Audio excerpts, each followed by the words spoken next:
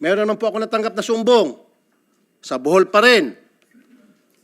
Ito po ang isang shipyard na kung saan 19 hectares po na mangroves ang sinira para mapagpatayo ng shipyard doon.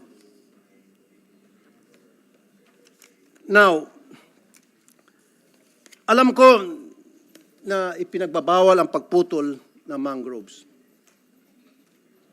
Base po sa Republic Act noong 1990. Pero bakit po pinayagan ang pagpapatayo ng isang shipyard sa Bohol? Bakit po nabigyan ito ng ECC? Ngayon, magkaharap-harap tayo, sana wag ho kayo magturuan. Dahil it will be an insult to us here, Senators, na in front of us, magtuturuan pa rin kayo.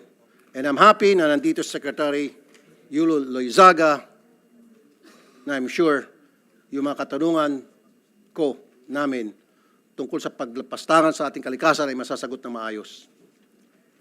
Black sand mining sa Zambales.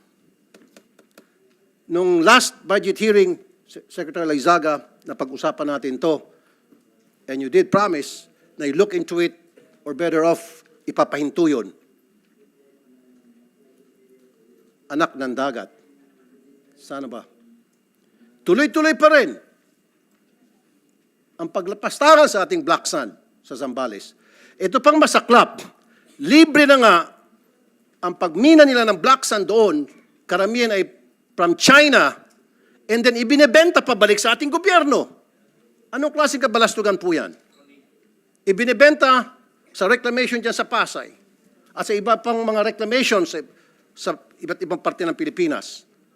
Kumuha sila ng black sand sa karagatan natin and then, ng libre, ibebenta pabalik sa atin. Hindi pa kalokohan po yan. You guys have to explain.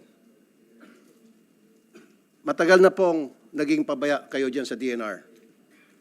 Hanggang ngayon, patuloy pa rin sa pagiging pabaya. Lumilitaw tuloy na kayo po yung mga protektor ng mga nagsisirang kalikasan. Masungi Geo Reserve.